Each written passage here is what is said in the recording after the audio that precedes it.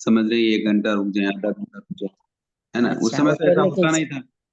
हाँ तो सर, हाँ उसमें क्या होता था कि वो धोतिया पहनते थे, हाँ। नीचे धोती पहनते थे ना, हाँ पहनते थे। और औरतें साड़ी पहनती थी। तो क्या हाँ, करेंगे, गांठ लगा दो। उसमें ये तो गांठ हमारे लगा। पास ही रहेगी ना, जब तक गांठ है तब तक मेरे प्रत्याख्यान है। तो इस तरीके से काम होते थे। लेकिन तो अब तो हम ये गांठ तो लगाते ही नहीं है, गटी से मुटी से हम बोलते हैं, तो ये अरे तो गलत होता है पार्ट ना। थोड़ी चेंज कर देंगे, पार्ट चेंज थोड़ी होगा क्या, आज क्या कर रहे हैं उसके हिसाब से पार्ट थोड़ी चेंज होते हैं, पार्ट तो जो है वही है, वो भी एक समय वही है। बोलना, गटी से मुटी से हम ही बोलना। बोलना नहीं, क्यों नहीं बोलना प्रतिक्रमण के समय। आपकी अच्छा। इच्छा हो तो घंटी सुन लो, आपकी इच्छा हो तो मुट्ठी सुन लो, आपकी इच्छा हो तो नौकार सी लो, आपकी इच्छा हो तो पोर सी लो, आपकी इच्छा हो तो अच्छा, तेव्यार लो, आपकी इच्छा हो तो चौबियार हो। उसमें बोलते ना, धारा धारा प्रमाण है, आपने तस बताया बनते था। परिक्रमा में निंदा में गिरामी अपारम में। तो जिसके भी जो धारणा हो वो धार लो, अच्छा, ऐसा। ठीक ये ठीक। घंटी से मुठी से हम की जगह जब तक एक नौकर ना गिनूं तब तक ऐसे भी तो ले सकते हैं ना। पाठ जो है वही है। नहीं, सुबह तक आप लेना है इसलिए तो बोला ना, जैसा तो भी जैसा तो धारना चाहे। आप यूं चाहना चाहे कि मैं नौकार नहीं बोलूं तब तक, कोई यूं धारना चाहे कि भाई मैं मेरे उंगली में अंगूठी है तब तक, तो नहीं। जैसा भी वो धारना चाहे धार ले। नहीं, वो 55 तो मतलब वो सुबह तक नौकाट से तक का ही रहता है। खाली उस समय वो टीवीआर एक दो बार टीवीआर का रहता है। अरे बाकी। आप क्या कर रहे हैं वो नहीं बता रहा हूँ, मैं प्रतिगमन का प्रत्याख्यान की बात कर रहा हूँ। आप बीच में हाँ। दूसरे प्रत्याख्यान ले आते हैं। मैं अच्छा। प्रतिगमन के समय जो प्रत्याख्यान होते हैं उस समय की बात कर रहा हूँ। उस समय आपकी इच्छा हो तो हाँ। तेवियार करो, इच्छा हो तो चौवियार करो, इच्छा हो तो नवकार मंत्र बोले तब तक करो, इच्छा हो तो अच्छा। उंगली में अंगूठी है तब तक करो। क्यों नहीं बता रहे हैं, धारा धारा प्रमाण है कि जैसा आप डायरेक्ट। धारना चाहें उस तरीके हाँ। से कर लो। अब कर लिया, प्रतिक्रमण पूरा हो गया, मान लो किसी ने हाँ। तेवियार किया, तो वो पानी पीता हाँ। ही है ना, रात को पानी पीता है क्योंकि उसने तेवियार किया, चौवियार नहीं किया। हाँ पानी सर। पीने के बाद उसको लग गया कि नहीं अब तो मुझे पानी की आवश्यकता नहीं है, तो चौवियार कर लो। हाँ। अच्छा। पर प्रतिक्रमण तो पूरा हो गया ना, अब बात प्रतिक्रमण की कर रहे हैं और कुछ कोई दूसरी दूसरी अच्छा। बात रहे, तो ऐसा नहीं, अच्छा वो। प्रतिक्रमण के समय जो अच्छा। बात है वो बात हो गई, है ना। हाँ ठीक है सर, वो बाद में अब आप पचकान करना अलग है तो चेंज कर। चौवियार का ऐसे ही कर सकते हैं। बाद में पचकान करना है तो चौवियार का ऐसे ही चौवियम प्यार मस्तम बोल सकते हैं बाद में। हाँ हाँ कर सकते हैं ना, इसमें क्या दिक्कत है, बोल। ठीक है सर, ठीक है सर, धन्यवाद। प्रतिक्रमण के ठीक बाद है सर। प्रत्याख्यान नहीं लेते हैं ये। आगे आगे सर, हाँ लेते हैं। हम्म। एक प्रश्न है भाई साहब, सागरिया गारिणम को स्पष्ट रूप से समझाइए। अरे वो प्रत्याख्यान के समय तो सब बताया ही था, नहीं बताया, नए नए हैं क्या। हाँ शायद कोई नए होंगे, क्योंकि ये तभी क्लास में बताए थे वापस से। हम्म। बताइए, आप बताइए। आप फरमाइए ना। हम्म। कौन है प्रश्न करने वाले हैं। नाम नहीं है भाई साहब, 1+ उनके फोन का नाम आया हुआ है। अच्छा। हम्म।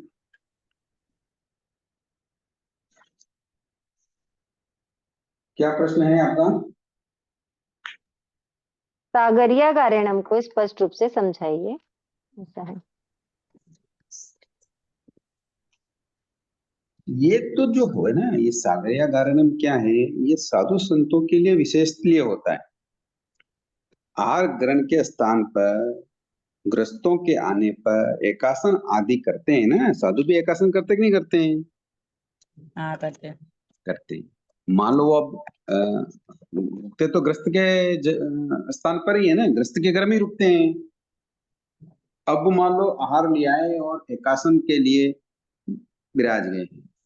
अब एकासन के लिए विराज गए हैं, और मान लो कोई ग्रस्त आ गया, तो रुकते तो ग्रस्त के घर में ना, घर में भी काम होते हैं ग्रस्तों के इधर उधर हम्म आने जाने के, मान लो कोई आ गया, तो हम्म उस कारण से उनको उस स्थल से उठकर किसी दूसरे स्थल पर जाना पड़ा। मतलब मान लो कमरे में हॉल में बैठे हैं तो हॉल से उठ के मान लो कमरे में जाना पड़ा, या चौपाड़ में बैठे हैं तो चौपाड़ से उठ के साइड में आना पड़ा। तो ऐसा अगर वो करते हैं तो उनके ये आकार है। क्यों कि साधु जो होते हैं वो ग्रस्त के सामने आहार नहीं करते, ये एक उनकी समाचारी है, इसलिए वो सागारिया गायनम करके एक आगार रखते हैं। समझ में आया?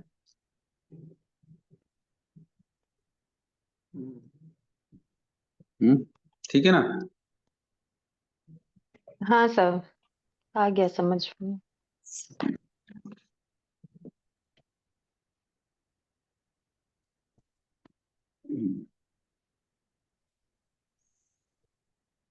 कल आप क्लास में नहीं देखे, 12 पधारे? हाँ, मैं कल बाहर जा रही हूँ भाई साहब। हम्म,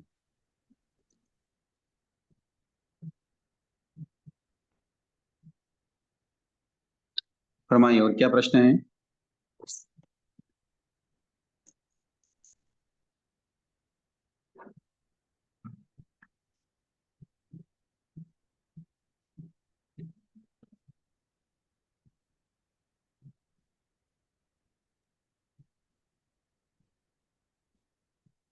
ममत्व कम करने का उपाय क्या है भाई साहब?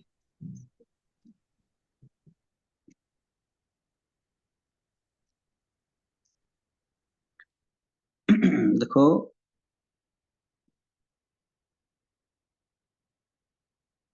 स्वाध्याय सबसे बड़ी चीज है। हम्म। जब तक हम स्वाध्याय नहीं करेंगे, स्वाध्याय का मतलब पाठों को दोहराना नहीं होता, जी। वो भी होता है अनुप्रेक्षा। अपने अपने जगह पे, वो भी होता है, हम्म। किंतु वो ही नहीं होता। मान लो अब हम्म। रोज हम 10वें कालिक पढ़ लें, रोज हम उत्तरायण पढ़ लें, पढ़ना ही चाहिए। मैं भगवान की वाणी है इसके लिए ये नहीं कह रहा हूँ उसका स्वाध्याय नहीं करना, किंतु हम्म। उन पाठों का क्या मीनिंग है, भगवान ने ये पाठ क्यों बताए, क्यों स्वयंभव स्वामी ने अपने पुत्र के लिए 10वें कालिक सूत्र की रचना की। इन हम्म। पाठों को गहनता से हम विचार करेंगे, चिंतन करेंगे। अनुप्रेक्षा, मैं बार बार इस शब्द का उपयोग करता हूँ, आगम में भी ये बहुत महत्वपूर्ण शब्द है। अगर इसके गहरे पेट में हम जाएंगे तो निश्चित ही मुझे ऐसा लगता है कि आसक्ति कम हो।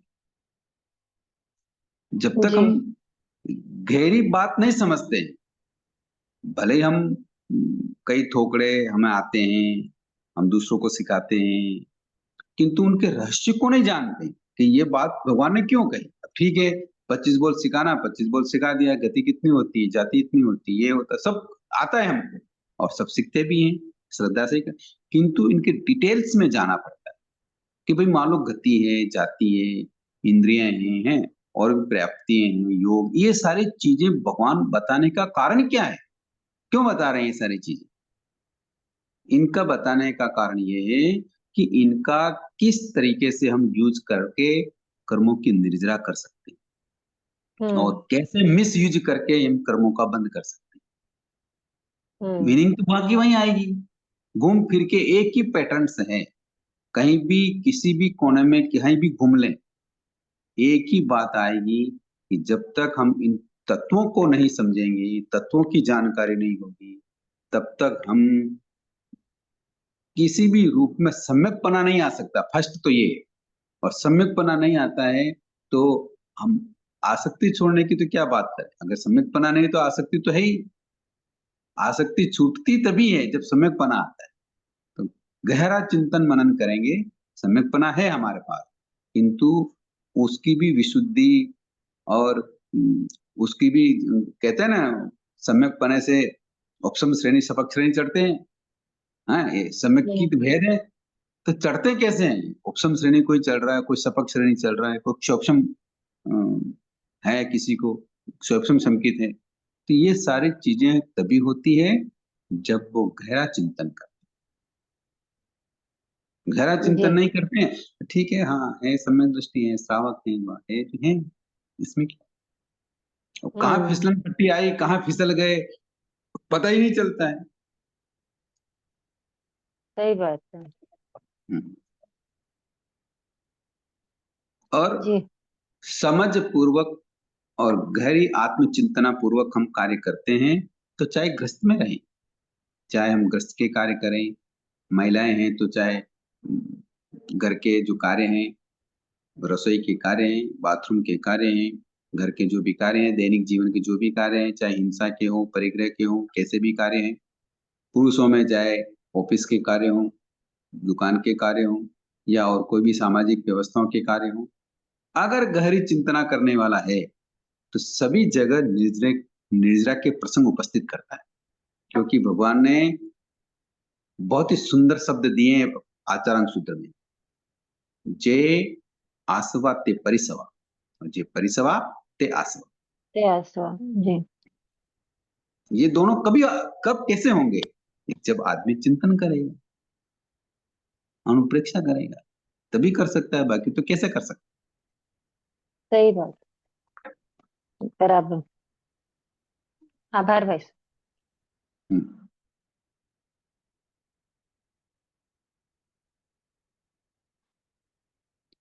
संसार को हम बदल नहीं सकते। संसार में हमारे साथ जो घटनाएं घट रही है उनको भी हम चेंज नहीं कर सकते, क्योंकि ये सब कर्म के अधीन है। कर्म के अधीन जो चीज होती है वो हम छद्मस्त तो क्या, केवली तीर्थंकर भी उनको क्या नहीं कर सकते, बदल नहीं नहीं सकते। बदल सकते। पर जो अवस्थाएं हैं उनको हम बेटर कर सकते, अच्छा कर सकते, उनका उपयोग करके निर्जरा के प्रसंग उपस्थित कर सकते। ये तो हमारे हाथ में है, पर ये हाथ में कब होगा? जब समझ गहरी हो, तभी कर सकते, अन्यथा नहीं कर सकते। जी।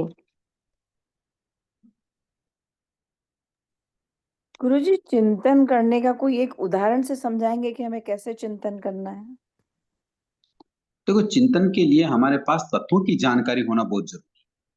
तत्वों की जानकारी नहीं होती तो चिंतन हम एक तरफा करते हैं कि भाई हम जैसा सोचते हैं वैसे ही ठीक है, ऐसा नहीं। तत्वों की जानकारी होने पर चिंतन सम्यकपने से होता है।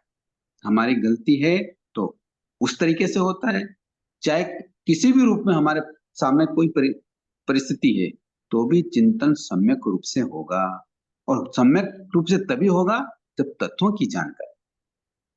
मान लो हम अब सामयिक करके बैठे हैं, हम लोग सामयिक में क्या करते हैं? ज्यादातर सुबह सुबह सामयिक में क्या करते हैं?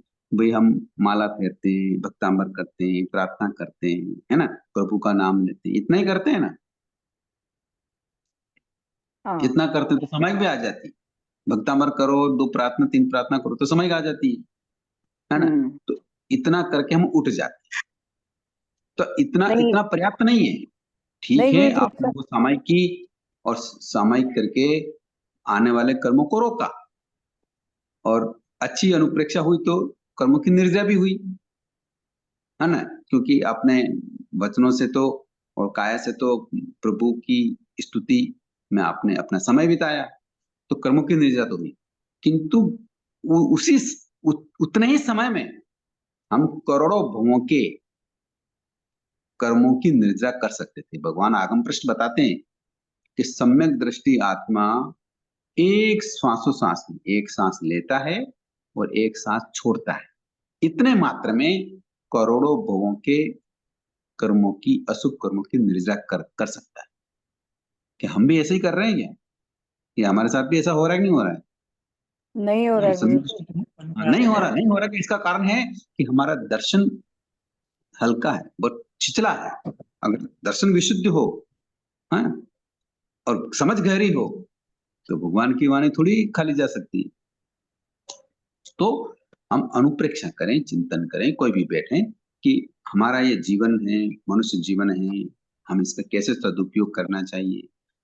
हम कितने प्रमाद में घुसे हुए हैं, कितना मोबाइल यूज कर रहे हैं, कितना टीवी यूज कर रहे हैं, हमारा जीवन कैसे चल रहा है, हम क्या बेटर कर सकते थे और क्या बेटर करना चाहिए, हम क्या सीख सकते हैं। आप मायूस होने की जरूरत नहीं, हमको कुछ आता ही नहीं है, हम कुछ सीख ही नहीं सकते हैं। आप आगम लेके बैठिए, आप पढ़िए, जो नहीं आता है कॉपी में उसका प्रश्न बनाइए, लिखिए, फिर कभी प्रसंग बने तो पूछिए, ऐसे ही आगे बढ़ेंगे। किंतु हम अधिकतर समय हम संसार पे इन कार्यों में गुजार देते हैं और थोड़ा समय बचता तो और इधर उधर बैठ के गप्पे या मोबाइल देख के टाइम पास कर लेते। समय आता है और शाम आ गई, शाम पड़ गई, चलो प्रतिक्रमण करो, प्रतिक्रमण करो, प्रतिक्रमण करने बैठ जाते हैं। किया प्रतिक्रमण, उतारे मुंह और रख दिया बैठ का, सो गए या बातें कर लिए, टीवी देख ली, सो गए, उठे, मान लो किसी को प्रतिक्रमण करना तो फिर सुबह का प्रतिक्रमण कर लेते हैं, नहीं करना हो तो लेट होते हैं तो समय कर लेते हैं। माला फेरी, भक्तामर किया, प्रार्थना की, हो गया टाइम, उतारे मुंह रख दिया, लग गए संसार में, हो जाएगा काम हमारा।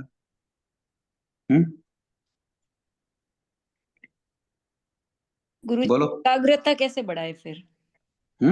एकाग्रता कैसे बढ़ाए धर्म के प्रति? तो मैं यही तो बता रहा हूँ, एकाग्रता सबसे पहले तत्वों की जानकारी होना बहुत जरूरी और तत्वों के लिए स्वाध्याय करना बहुत जरूरी, तभी तो एकाग्रता बढ़ेगी। एकाग्रता कब कैसे बढ़ेगी? आपके दिमाग में तो कचरा भरा पड़ा है, प्रश्न भरे पड़े हैं, शंका कुशंकाएं घुसी हुई है, तो वो निकलेगी कैसे? कि जब हम स्वाध्याय बढ़ाएंगे, हैं, अध्ययन करेंगे, भगवान ने क्या बातें बताई, कैसे बताई, उन कर्मों के क्या परिणाम आ रहे हैं, और अच्छे परिणाम आए तो क्या किया उन महापुरुषों ने, और अच्छे परिणाम नहीं आए तो क्या गलतियां की उन जीवों ने, उन व्यक्तियों ने, हम क्या कर रहे हैं, हमें कैसे मार्ग पे चलना चाहिए। तो आप कैसे करेंगे ये अनुप्रेक्षा? बोलो, चिंतन कैसे करेंगे? जब तत्व की जानकारी होगी।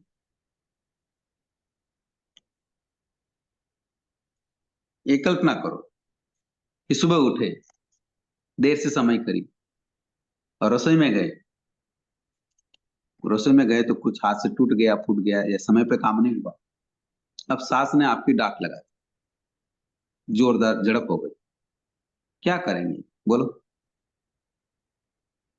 केवल सामयिक में ही चिंतन करने की जरूरत थोड़ी है कि यहाँ हमारे यहाँ ऐसा है कि सामयिक में ही कर्मों की निर्जा होती है, सामयिक में कर्मों के बंद होते हैं क्या? पूरा जीवन है ना।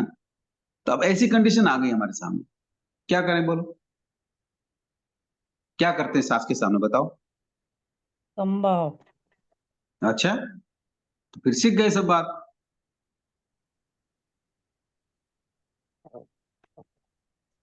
संभाव रखेंगे, बहुत अच्छा आंसर। पर ये रखेंगे कैसे? कौन रख सकता है, कब रख सकता है? कि जब उसको तत्वों की जानकारी, तत्वों की जानकारी के बिना संभाव नहीं रखा जा सकता। समझ में आया? जी।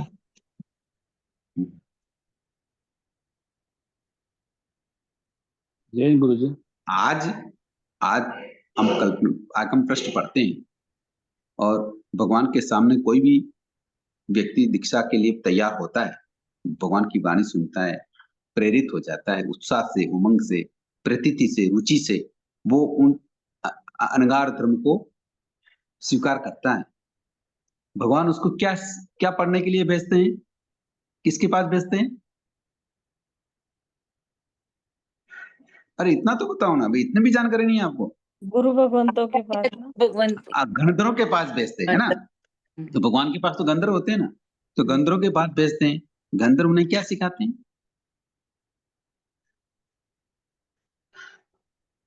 अध्ययन करवाते हैं। अध्ययन कराते हैं, अंग उपांग सिखाते हैं, है ना। तो ये अध्ययन क्या है? ये तत्व है। अब यूं तो उनको नव तत्व समझ में आता ही होगा, जीव अजीव पुण्य वासना संवरी भगवान की वाणी से सुना ही है, किंतु गहरा उतरते, इसलिए तो अंग उपांग पढ़ाते हैं। 11 अंग अपन अंधगढ़ सूत्र पढ़ते हैं हर साल। क्या करते हैं? भगवान की वाणी सुनी, दीक्षा ले ली, क्या किया? 11 अंगों का अध्ययन किया, ये किया, तप किया, सी अभिनिष्क्रम तप किया, ये तप किया। महिलाएं हैं तो कौन सी लड़ी वाले तप किए हैं, ये बात बताते हैं ना। तो वो जब तक अंग उपांग अध्ययन कराने करते हैं ना, तभी उनकी समझ गहरी होती है, तभी हम चिंतना करते हैं, अनुप्रेक्षा करते हैं, कर्मों की निर्जरा होती है। समझ में आया? अच्छा। जीवन को हमें व्यर्थ नहीं खोना है, केवल एक देसी भाषा में बोलते हैं ना, टोटकेबाजी नहीं करना है। ये टोटकेबाजी से तो जीवन निकल जाएगा। अंतरंग से हमें फॉलो करना है चीजों को।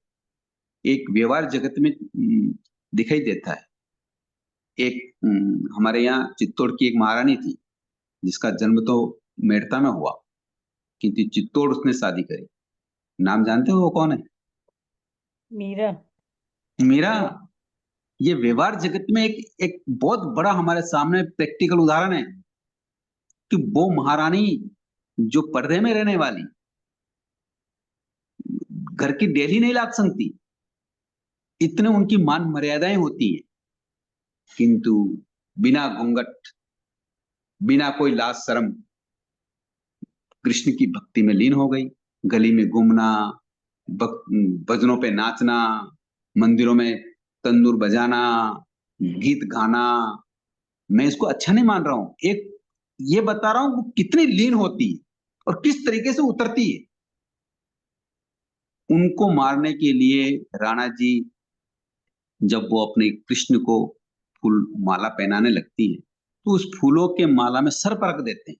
तो ऐसी कहावत है कि जब वो फूलों से माला बना रही होती है तो उस सांप को भी क्या कर लेती है, पुष्प बन फूलों की जाता। माला के साथ पिरो देती और चढ़ा देती।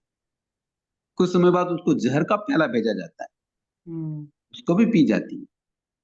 मैं उसको अच्छा नहीं मान रहा हूँ, वो सनातनी है ना, वो एक अलग विषय है, किंतु मैं उसकी भक्ति की बात कर रहा हूँ कि वो कैसे घर ही उतरती है। वो तो गलत जगह उतर रही है, तो उसका कल्याण होगा कि नहीं होगा ये केवल ही जाने। किंतु हम अपने आध्यात्मिक जीवन की बात करें, वितरागता की बात करें कि इस मार्ग पर तो कितना गहरा उतरना पड़ता होगा। वो तो किसी व्यक्ति से, पुरुष से प्रेम करती है, हमारे यहाँ तो आसक्ति का ही त्याग करना पड़ता है। तो कितनी मेहनत और कितनी समझ लगेगी तब जाके हम ऐसा सारे कार्य कर पाएंगे। मैं जो बोल रहा हूँ उसकी उसकी भावनाओं को समझ रहे हैं कि नहीं समझ रहे हैं? गुरु जी, मीरा की जो भक्ति थी वो प्रेम रस से थी, तो वो प्रेम देखो भी वो भक्ति का, भक्ति में ही है वो प्रेम जो है वो। देखो वो तो संसार बढ़ाने का एक कारण है। मैं उसको उस विषय में नहीं जा रहा हूँ, मैं केवल उसकी एक क्रिया को बात बता रहा हूँ कि वो अपने लोक लाज छोड़कर, जिस तरीके से वो महारानी थी मेवाड़ की, और उसने लोक लाज छोड़कर कैसे भक्ति में लीन हुई, कितनी वो आगे उतर गई कृष्ण की भक्ति में। तो वो तो एक व्यवहारिक जगत की एक उदाहरण दिया कि हमें वास्तव में वितरागता के पथ पर चलना है तो हमें कितना गहरा समझ और कितनी गहरे उतरना पड़ेगा। वो तो कर्मबंध का कारण है, मैं उसको नहीं बता रहा हूँ, किंतु व्यवहार जगत में उसकी नाम की प्रचलन है। इसलिए ये उदाहरण देकर मैं समझा रहा हूं आपको कि व्यवहार जगत में भी इतना करना पड़ सकता है, तो वितरागति के मार्ग पर तो क्या नहीं करना पड़ता है। समझ में आया कि नहीं आया अभी? चलो मैंने गलत एग्जांपल दे दिया आप लोगों को। नहीं समझ में तो आया है। हम्म।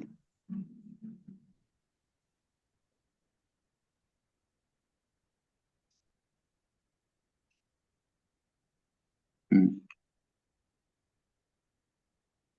क्या प्रश्न किया था?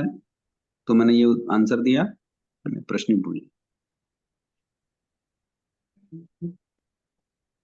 एकाग्रता कैसे बढ़े? एकाग्रता के लिए, हाँ। ममत्व। हम्म। तो यहाँ तो बहुत ताकत लगती है, शक्ति लगती है, हमारे इतनी समझ बढ़नी होती है कि आगमकार कह रहे हैं कि श्रावक के हड्डी, मज्जा, मांस तक में धर्म रंग जाता है। केवल बाहर ही नहीं, उसके शरीर के अंगोपांग में भी वो धर्म रंगता है, रचता बचता है। और बताइए। गुरुजी, वो जे परिसेवा वाला सेंटेंस बोला, एक बार वापस बताएंगे? जे पासवा ते परिसवा, जे आसवा ते परिसवा, जे परिसवा ते आसवा। जे आसवा, आसवा मतलब आश्रव के स्थल, पाप बंद के स्थल। जी। ते परिसवा, उन स्थलों को भी व्यक्ति निर्जरा के स्थल बना सकता है, निर्जरा का प्रसंग उपस्थित कर सकता है आश्रम के स्थल पर भी।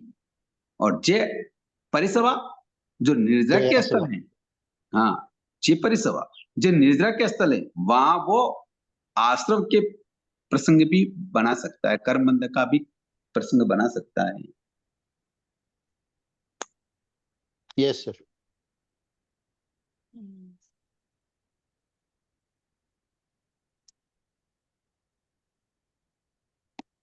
गुरुजी एक प्रश्न मेरा है हम्म कि क्या जैन अपन मतलब जो जिन शासन में जो रहने वाले अपन जो जैनी जिनको कहते हैं, वो जैसे अपना नया कोई भवन या जो भी बनवाते हैं, घर बनवाते हैं, तो क्या हम लोगों को हवन करना चाहिए या नहीं करना चाहिए या सिर्फ जाप ही करना चाहिए? मतलब ये एक संशय का विषय है, तो इसमें क्या करना चाहिए? थोड़ा आप इसको समझाएंगे? देखो, हमारे यहाँ किसी आवश्यकता के लिए हम आरंभ करते हैं तो उसको अर्थदंड कहते हैं। क्या कहते हैं? अर्थदंड। और आवश्यकता के बिना अगर करते हैं तो अनर्थदंड करते हैं, कहते हैं, हम्म, है ना? मान लो किसी के मकान नहीं है तो उसको अगर मकान बनाना है और वो हिंसा के कार्य करके मकान बनाता है, तो और अगर वो जैन कुल का बता रहे हैं आप, तो जैन कुल का तो हवन और ये कैसे कर सकता है? हिंसा के कार्य तो नहीं कर सकता, पहले से ही वो हिंसा करके तो मकान बनाया। वितरागता के प्रति उसकी अगर श्रद्धा है तो फिर वो ऐसे पापकारी हिंसाकारी कार्य करके, मिथ्यात्व के कार्य करके तो वो घर में प्रवेश नहीं करेगा। अगर उसको कुछ अच्छा करना है, मंगल करना है, वो सोचता है कि चलो मैं इस घर में रहने के लिए आ रही हूँ तो मेरे लिए मंगल हो, मेरा जीवन मंगलमय हो, मैं भगवान की आज्ञा की आराधक बनूं, तो हमारे यहाँ सबसे पहला सूत्र है नमस्कार सूत्र, नमस्कार मंत्र, हम उसका उच्चारण करें। इसकी खुशी में अगर वो किसी को बुलाकर जाप करवाता है तो ये तो कोई अच्छी ही बात है, इसमें तो कोई मनाही जैसी बात नहीं है। किंतु अगर होम करना, पंडितों को बुलाना और अग्नि जला के मंत्रों का उच्चारण करना, ये तो मिथ्यात्व का ग्रहण करना है। तो भगवान की वाणी पर श्रद्धा रखने वाला तो होम नहीं कराता और नहीं कराना चाहिए। और वो कहते हैं शुद्धि के लिए कराते हैं, तो अभी अब यही शुद्धि विषय पे अशुद्धि को, अशुद्धि अशुद्धि को अगर कोई समझ ही नहीं रहा है तो क्या कर सकते हैं? कोई आदमी अगर खून से रंगा हुआ कपड़ा खून से ही धोना चाहे तो उस कपड़े की सफाई होगी क्या? कोई कोई व्यक्ति का कपड़ा अगर खून से रंगा हुआ है, मैला है, गंदा हो गया है और गंदगी से ही धोना चाहे तो वो कपड़ा साफ होगा क्या? नहीं होगा। तो फिर अब लोग किसी भी वस्तु से शुद्धिकरण चाहते हैं तो इसमें क्या कर सकते हैं? कौन बोल सकता है? अगर उनको समझ ही नहीं है ना शुद्धि किससे होती हम्म, सही है। अच्छा, मान लो मंत्रों के उच्चार से ही शुद्धि है तो फिर अगर वो नमस्कार मंत्र को छोड़ के दूसरों मंत्रों को भी श्रेष्ठ मानता है क्या? इससे बड़ा श्रेष्ठ मंत्र और कोई हो सकता है क्या? अगर मानता है तो फिर उसकी श्रद्धा ही नहीं है, वो तो मिथ्यात्वी है, फिर तो कुछ भी करो।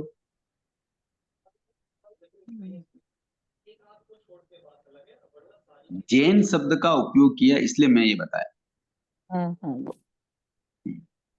हवन से तो जीव हिंसा की पॉसिबिलिटी है ना सर? भवन बनाया वो तो पाप कार्य है ही, इसमें तो कोई दो जी। राय नहीं। इसलिए उचित नहीं है। हाँ, एक तो पहले से ही हमने हिंसा करके भवन बनाया, फिर उसकी शुद्धि के लिए अब और हवन करें तो देवकाय जीवों की, वायुकाय जीवों की, वनस्पति काय के जीवों की हिंसा करते हुए हम दर्शन को छोड़कर मिथ्यात्व ग्रहण कर लें, ये तो बहुत बड़ी बेवकूफी है।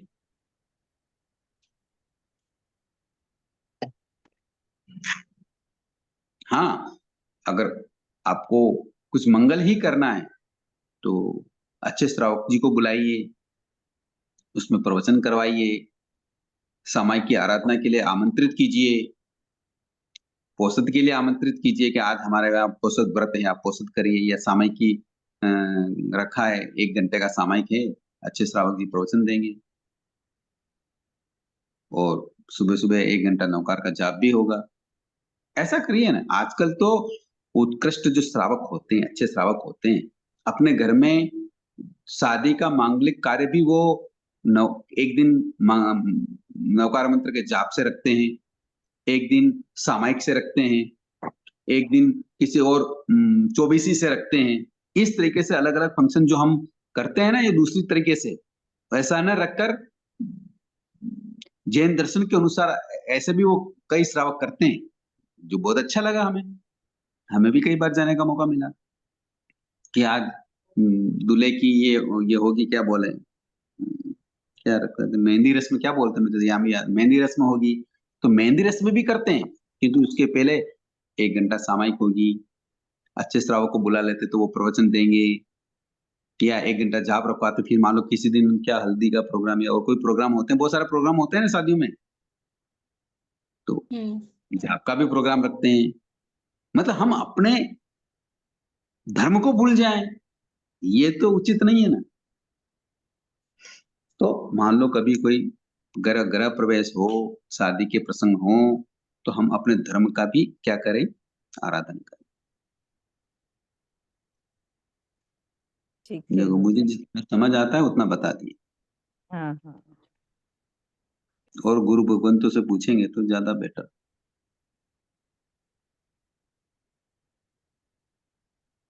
बताइए।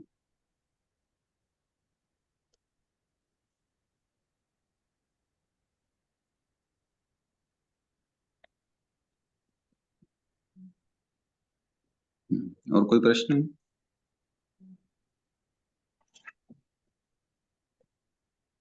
कुल देवता की आराधना करनी चाहिए कि नहीं? हम्म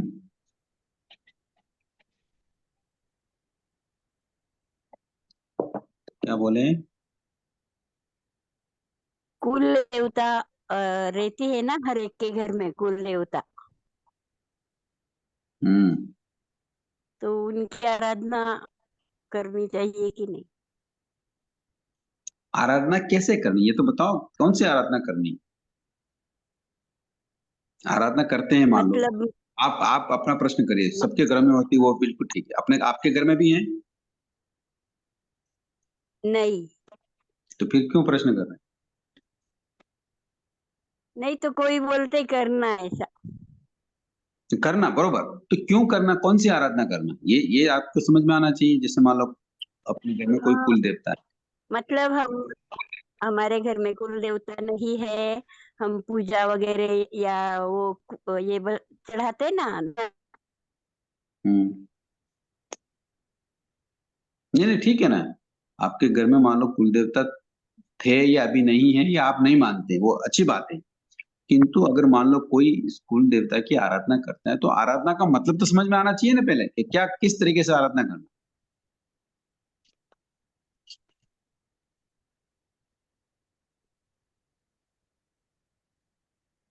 हम्म, किसने किया प्रश्न?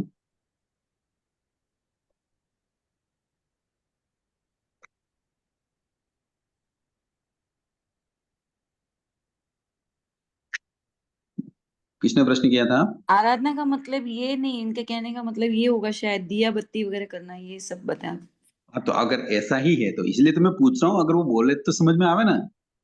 एक तो होता है धार्मिक आराधना, धार्मिक आराधना मतलब जैसे भगवान ने बताया कि हमारा धर्म कैसा है, उस तरीके से अगर उसकी आराधना करते हैं तो वो मिथ्यात्व है, नहीं करनी चाहिए। किंतु परंपरा से दादा बाबा माता पिता अगर सास ससुर करते आ रहे हैं, और आपको एक दीपक लगाना है या कोई एक रोज करना है, उसको संसार की प्रवृत्ति मान के कर रहे हैं, तो कोई दिक्कत नहीं। और इतनी हिम्मत आ गई, दृढ़ धर्मी बन गए, प्रिय धर्मी बन गए, मत करो, कुछ नहीं होगा। हम नहीं करते, पर फिर कोई कोई ऐसा बोलता है आप कुछ नहीं करते इसलिए आपको बाधा आ रही, कुछ ऐसा। हाँ, कोई बात नहीं ना, बाधा क्यों आ रही ये तो पता है ना आपको, हाँ। कर्मों के उदय से बाधा आ रही है। हाँ, तो मैं तो मानती हूँ। दूसरों के कहने से अगर हम ये चालू कर लें, तो भगवान ने तो हमें रास्ता बता रखा नहीं, है, भाई बाधा क्यों आई। बराबर। हम्म,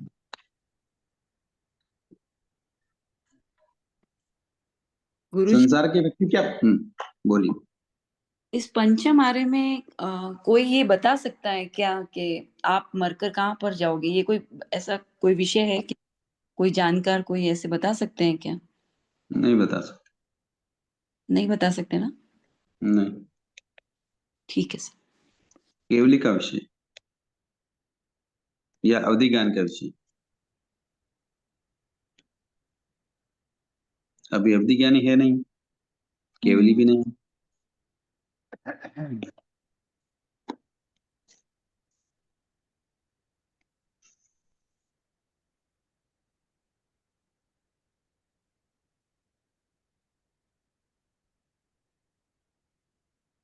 और बताइए।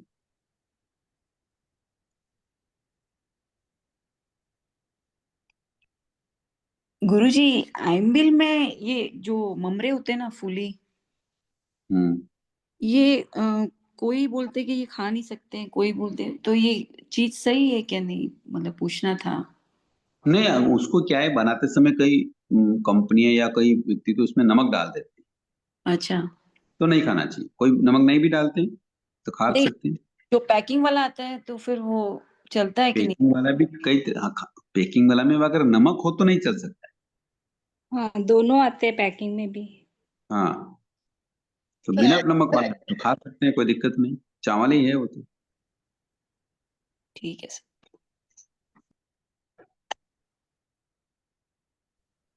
गुरुजी, स्तोक ज्ञान का क्या मतलब है?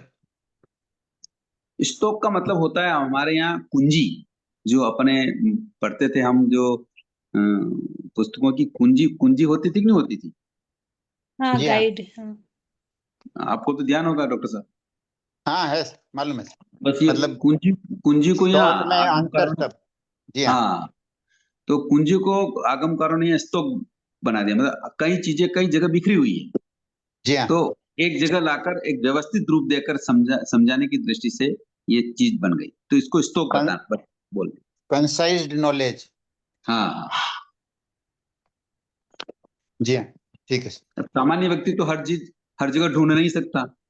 बराबर। कई बार एक बात कहीं किस आगम में आई या किस जगह आई, दूसरी बात कैसे आई, तो सभी को एक स्वरूप लगे, एक जैसा समझने की दृष्टि से और जल्दी समझ में आए, इसलिए ऐसा बुक बना दिया, उसको स्तोक बोलते हैं। ये भगवती सूत्र का अ, जो प्रीफेस पढ़ रहा था, उसमें ये वर्ड आया, समझ में नहीं आया तो मैंने कहा पूछो। हाँ, ओके।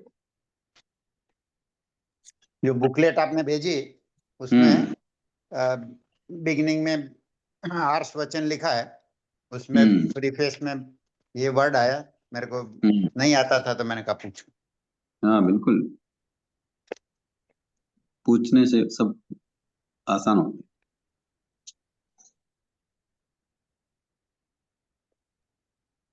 और ये संयति वर्ग और मुमुक्ष वर्ग, संयति वर्ग मतलब संयत हम बोलते हैं साधुओं को, जिन्होंने अपनी इंद्रियों को, व्रतों को सब संयत कर लिया, जी मतलब काबू में कर लिया है, तो उनको वो जी तो होते हैं मुनि।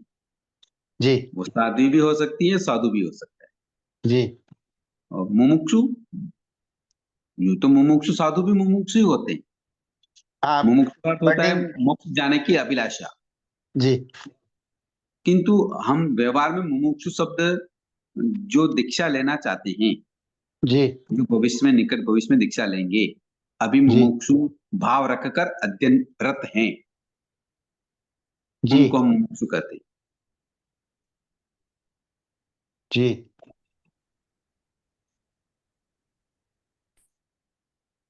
गुरुजी, कदाग्र और हटाग्र का क्या मीनिंग है?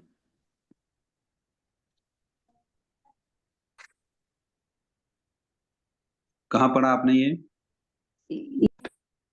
ये प्रवचन में गुरुदेव फरमाए थे, तो कुछ समझ में नहीं आया था उस टाइम। हटाग्रह का मतलब होता है कि मैंने जो बात कही वही सत्य है, हट कर लेना, बात को समझना नहीं। बात को समझना नहीं। हाँ, ये तो है हटाग्रह, मतलब हमने जो कहा वो सच, ये हट पकड़ लेना, या मैं ऐसा ही करूंगी, ऐसा ही करना है, ऐसा ही मानना है, या जो मैं सोच रही हूँ वही सही है, ये हटाग्रह। ठीक है सर। और कदाग्र? इसमें हटाग्रह में तो अब जरूरी नहीं कि सामने वाले की बात समझी जाए, वो सामने वाले की बात को नहीं समझने के कारण वो अपनी हट पकड़े हुए।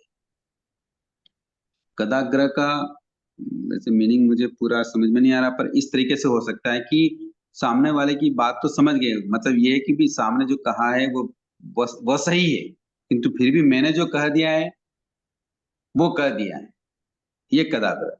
ऐसा मुझे ऐसा लगता है अस्वीकार इसको। करना कुछ ऐसा है?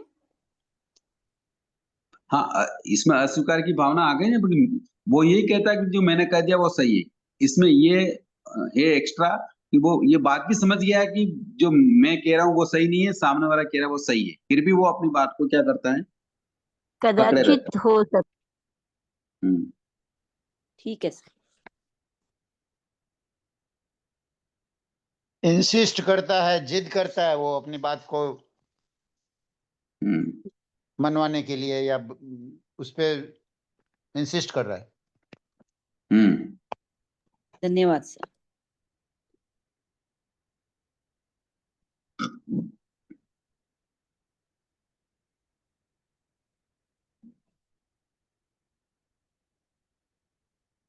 और भी हैं, बहुत सारे व्यक्ति जुड़े हुए हैं, कोई भी प्रश्न कर सकता है।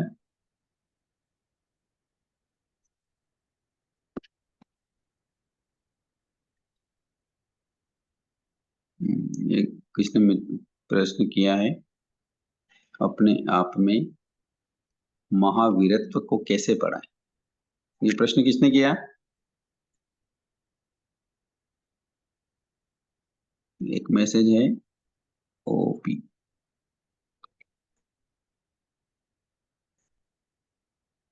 प्रश्न किसने किया ये, कोई बोलेंगे?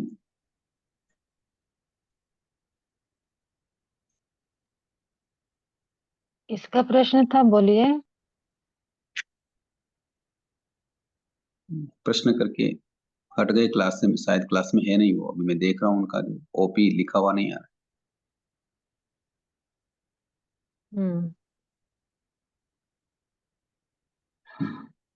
और बताइए, किसी के प्रश्न हैं?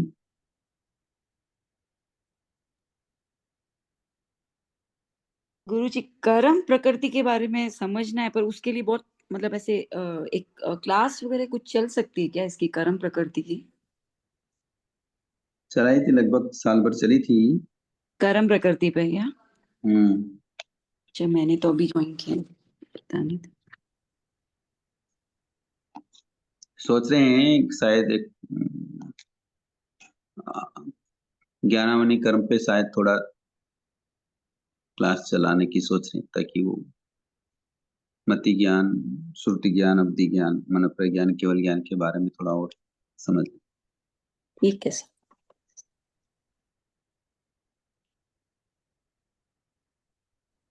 कर्म प्रकृति आएगी, वैसे भगवती सूत्र में भी कर्म प्रकृति का है विश्लेषण।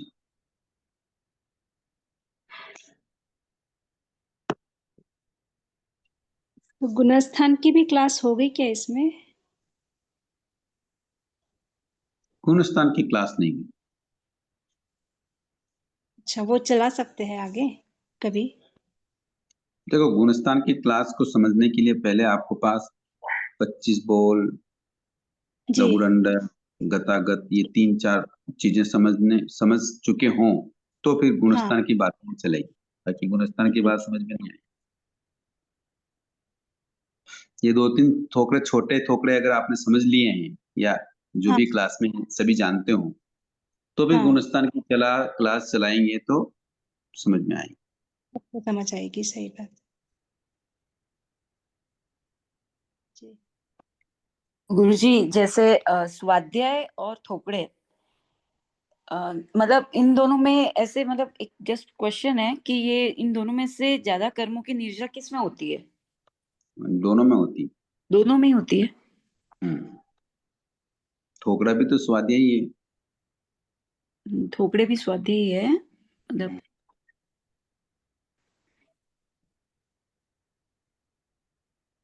बोलिए क्या मतलब? नहीं, ऐसे ही जस्ट पूछने का था कि मतलब कर्मों की निर्जरा ज्यादा किधर होती है इन दोनों में से? देखो, केवल अक्षरी ज्ञान करोगे तो दोनों में नहीं होती है। जितना ठीक है वचन का सदुपयोग किया उतना ठीक है, और दोनों में ही अगर मन वचन काया गहरे जुड़े तो दोनों में निर्जरा होती है। नहीं, जैसे किसी को स्वाध्याय याद करने में थोड़ा सा बाधा होती है, तो जैसे थोकड़े जल्दी याद मत करो ना, याद क्यों करते हो आप उसको? आगम पृष्ठ है, उनको वैसे ही कर लो। उनकी उनकी उनके जो रहस्य हैं, राज हैं, भगवान ने जो गाथा बताई है, वो क्यों बताई है, उसका विश्लेषण करो।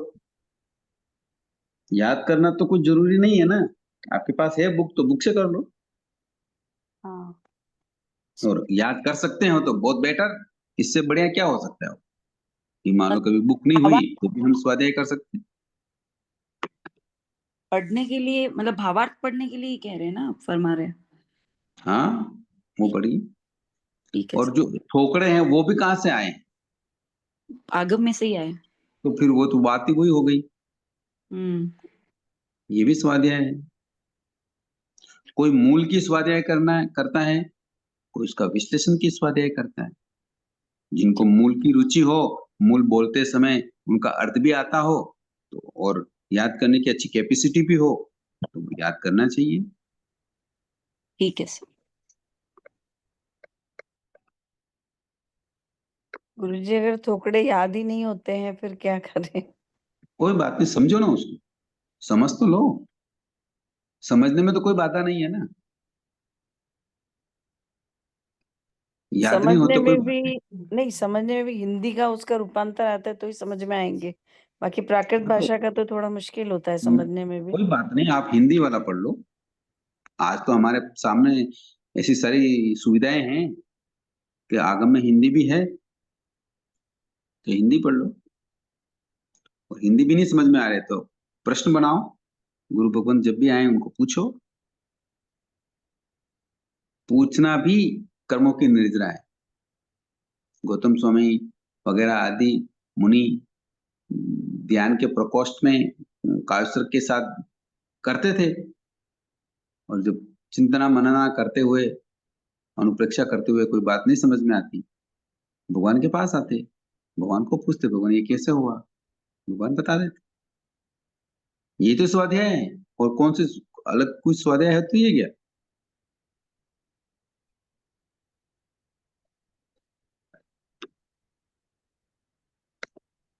अपना समय बताओ आगम के प्रश्नों पर, तभी बेटर होगा चीजें। जी।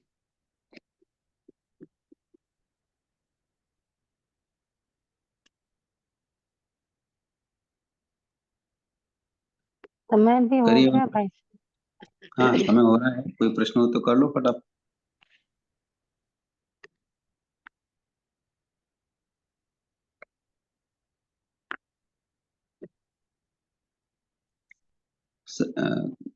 क्लास के बाद अगर समय हो तो कॉल करना रुचि जी। जी भाई सब करते हैं। जयकिरण सर, जैसे हम पचकान लेते हैं तो रात को लेना चाहिए या सुबह उठ के लेना चाहिए? कौन से पचकान ले नवकार्ष रहे हो? नवकार्षी के, एकाशना के, नवकार्षी ले व्रत रहे के, हैं, और मान लो अब रात हो गई है, आपको कुछ भी खाना पीना नहीं है, जो तो आप विहारी रात को होता है। ले लो। हाँ, रात को ले लो तो और बेटर। तो ये सूर्य उदय से होता है तो फिर उसका क्या मतलब है? कोई बात नहीं, सूर्य उदय से होता है तो उगे सूर्य, ऐसा बताया गया है कि सूर्य उदय के कब तक हमको ये प्रत्याख्यान रखने हैं, ऐसा बताया गया है। किंतु अगर हम आप पहले ही ले लेते हैं कि भी हमको तो अभी से नवकार्षी के प्रत्याख्यान है, तो उसमें तो कोई बाधा नहीं है ना। तो जैसे हम शाम को दिन छिपने से पहले खाते हैं तो उसके बाद हम कुछ नहीं लेते, तो उस टाइम मतलब कर सकते हैं हम पचकान? हाँ, बिल्कुल कर सकते हैं। मैं तो दिनस्थ होने के बाद 3 प्रत्याख्यान लेता हूँ। रात्रि एक भोजन का त्याग, चौविहार का त्याग, और नवकार्षी का प्रत्याख्यान, तो इसमें तीनों तीनों एक में साथ ले पाठ लो। पढ़ते हैं? हाँ, तीनों के अलग अलग पाठ पढ़ते हैं।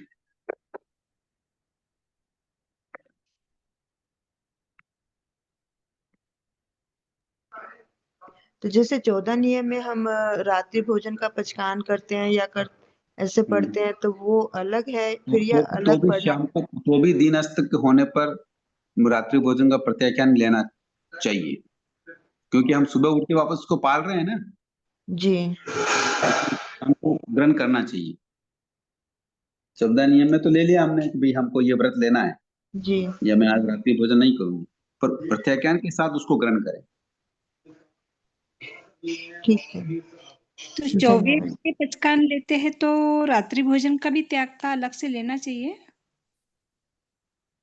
लेना चाहिए, फिर 24 ले लो। तो रात्रि जैसे भोजन में तो 23 खुला है ना, भोजन ही तो खत्म हुआ।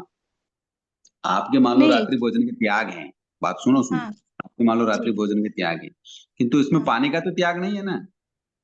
नहीं, पानी का भी त्याग है, चौविहारी होता है ना। क्या? हाँ वही जैसे पानी 24 का करते हैं अरे रात कोई में। मान लो ये करता है कि मेरे को तो केवल रात को भोजन नहीं करना है, ऐसा हाँ होता है ना, हाँ हाँ उसको हाँ पानी तो खुला है। हाँ उनका तो सही है। तो बस उनको रात्रि भोजन का अगर नियम ले रखा कि मेरे जीवन रात्रि भोजन का त्याग है, तो फिर जी। संध्या काल में भी उसको वापस प्रत्याख्यान लेना चाहिए। अच्छा अगर 24 का भी है तो भी रात्रि होने से पहले उस 24 का प्रत्याख्यान लेने चाहिए, क्योंकि इन चीजों को हम वापस सूर्योदय के बाद पाल रहे हैं, इसलिए। हाँ 24 का तो लेते हैं, तो 24 का लेते हैं मतलब सूर्य अस्त होने की से ही समझ लो उस समय में, तो रात्रि भोजन का भी त्याग का वो भी पछताना लेना चाहिए क्या, ऐसा पूछ रही मैं। वो भी लेना चाहिए, वो भी लेना चाहिए। देखो, जो प्रत्याख्यान सूर्य उदय के पास हम वापस पाल लेते हैं, हाँ उनको संध्या के समय पाठ से ग्रहण करना चाहिए।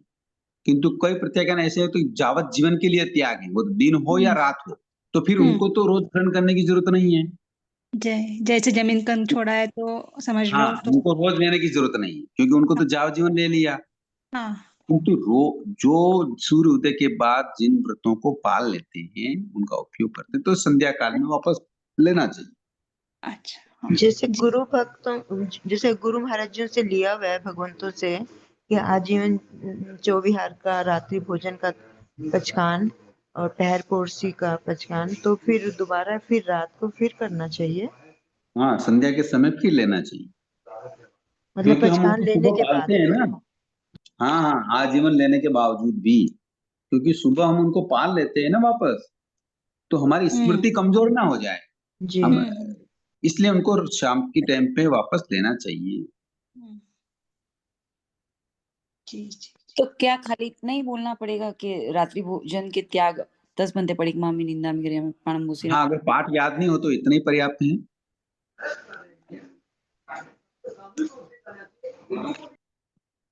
पूरा पाठ कैसे बोलना चाहिए, एक बार बताएंगे आप? पूरा पाठ जैसे 24 का पाठ आता है ना, कारम अस्रम पायनम खायमम साइमम हाँ अनथम बगरम सहस्रागरम अपानम बोसराम, ये 24 का पाठ हो गया। जी। तो ऐसे ही रात्रि भोजन का पाठ, रात्रि भोजन आरम अस्रम पायनम खायमम, ऐसा ले लो, अच्छा अनत्तान बगरम सहस्रागरम अपानम बोसराम। ठीक है। हाँ उसमें जो पाणम नहीं पाठ है। है ना, हाँ वो पाठों में है, बस वो ऐसे। तो गुरुजी 24 में चारों आहार का वैसे भी त्याग हो जाता है ना।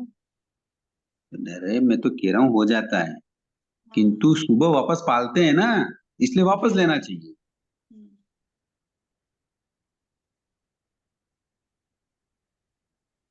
कई व्यक्ति 23 रखते हैं, थोड़ी देर बाद फिर 24 करते हैं, कोई 10 बजे तक, कोई 12 बजे तक, कोई 9 बजे तक, पानी पी के फिर सोते समय वो 24 करते हैं, इसलिए। ओके, धन्यवाद। समय हो रहा है, बहुत सबको बहुत बहुत जय जिनेंद्र, धन्यवाद, आभार। बहुत बहुत आभार। मन की बात जय कोई बात जिनेंद्र, अच्छा, आभार। जय बहुत जय बहुत धन्यवाद, आभार आपका, बहुत इतने बहुत अच्छे से सब